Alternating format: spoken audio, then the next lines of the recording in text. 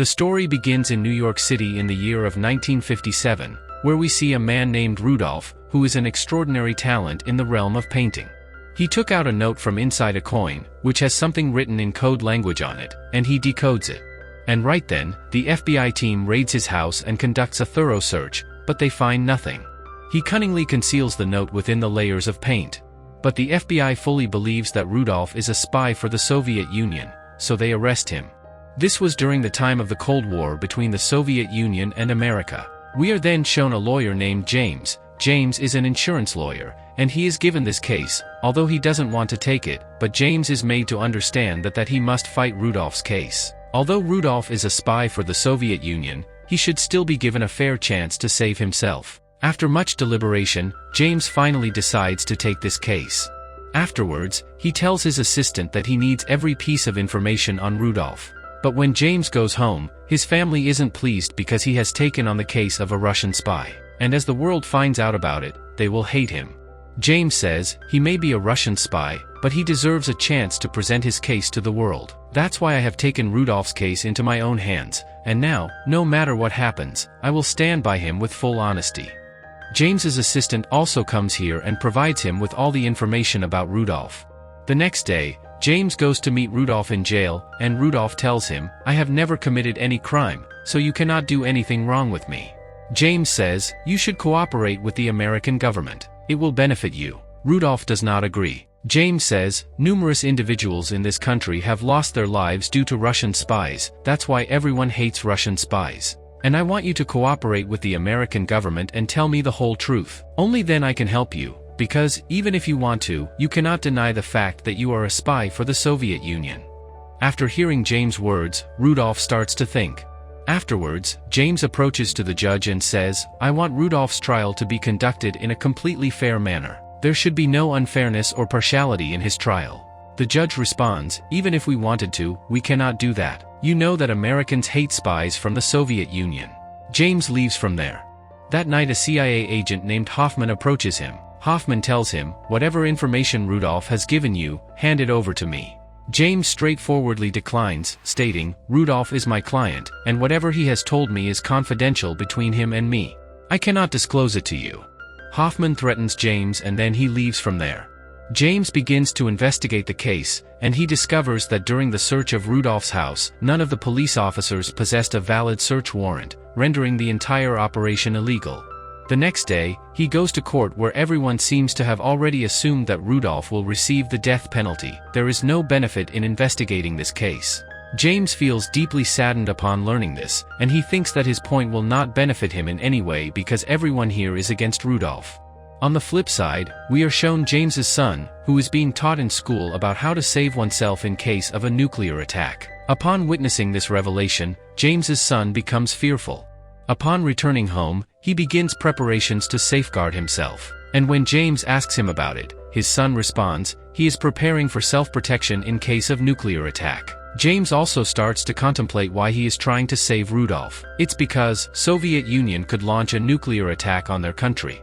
The newspapers constantly print about James's association with Rudolph, who is a spy. Consequently, whenever James travels outside, he is looked upon with disdain by everyone. But James remains unaffected by this and he continues his work with honesty.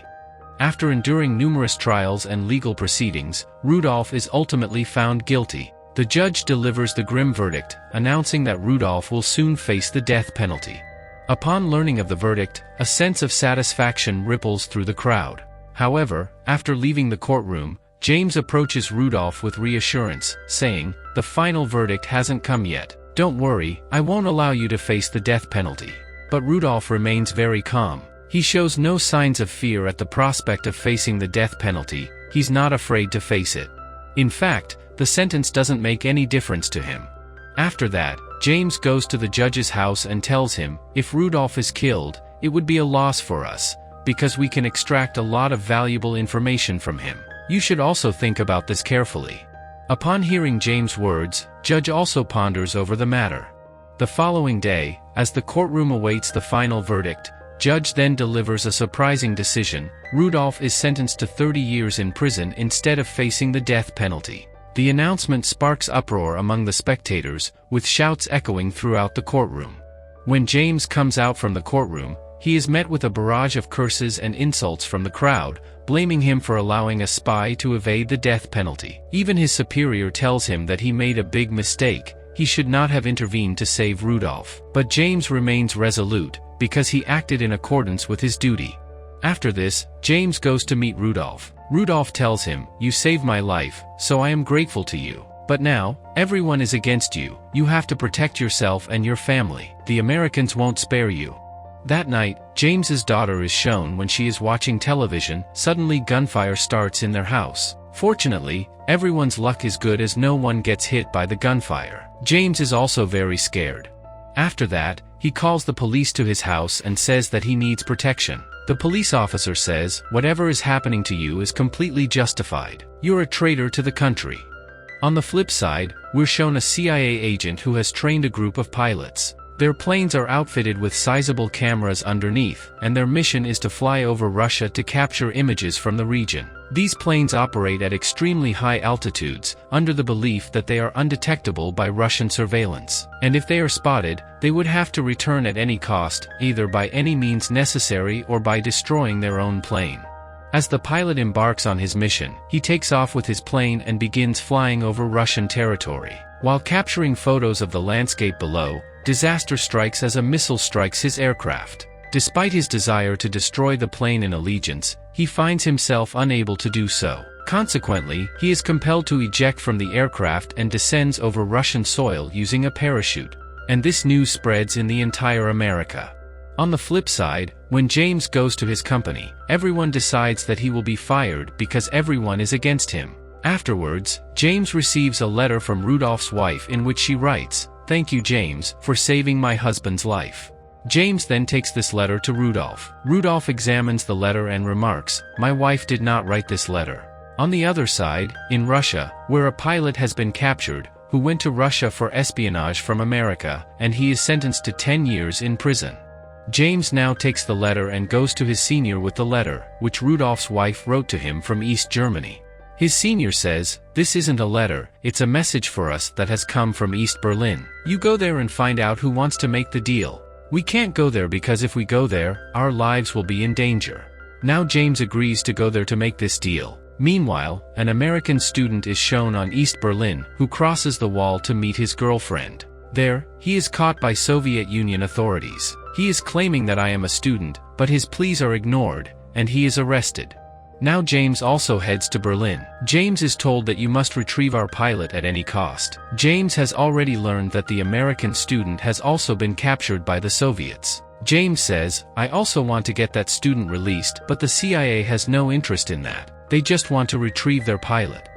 After spending a night at a hotel, the next day he goes to meet a lawyer named Wolfgang. Actually, the letter he received also had the name Wolfgang mentioned in it. Wolfgang introduces him to Rudolph's family, who all express their gratitude to him. However, James quickly understands that this is not Rudolph's family, so he meets with the Russian embassy chief and says, "We want to make a deal with you. You'll have to release our pilot, and in return, we're willing to let go of Rudolph." Russian embassy chief says, "Russia never exchanges. Besides, you've been holding Rudolph for a long time, which means, you must have extracted all the information from him, whereas we've just captured your pilot. We also need to extract information from him." He also says that he will discuss about this deal with his government at a higher level. And he says that Wolfgang will disclose all the details to you. Actually, the lawyer whom James initially met was not the real Wolfgang. The head of the embassy now provides James with Wolfgang's genuine address. Wolfgang's job is to facilitate deals between two countries. And now James goes to meet Wolfgang. Wolfgang says to him, "I will get your deal done. Your pilot will be released, but in return, you will have to let go of Rudolph." But James also wants the American student to be released. Wolfgang says, "I cannot guarantee whether Russia will release him or not." But James is determined to secure the release of the innocent student at any cost. Therefore, he asserts to the Russian senior officer, "Either you must release both of them, or there will be no deal between us." Everyone ponders over this, and it becomes evident how fervently James is striving to secure the release of the American student. In the meantime, James receives a call from Russia, they informing him that they are prepared to release both individuals. Afterwards, it is decided to finalize their deal on a bridge, with Rudolph also brought to the location, who was with James. While Russia releases the American pilot and the student on one side, James releases Rudolph from his end. Rudolph tells James, "Thank you, I left a gift for you." And then, they both exchange their respective captives. Before returning to his country, Rudolph sees James one last time, because, today he is alive because of James. And James heads back to his own country. On the way, he sees the gift from Rudolph that Rudolph had left for him. It's a magnificent painting made by Rudolph. When James arrives home, he sees on TV that news is airing nationwide and praising him, because he saved the lives of a student and a pilot, and both of them were Americans. The next day, when James goes to work, he notices a shift in the atmosphere on the bus. Where previously he had been met with disdainful glances, today he is greeted with respectful gazes from everyone around him, because he had truly accomplished something significant. And now, he has become a national hero. And with this, the story comes to an end here. We hope you enjoyed the story.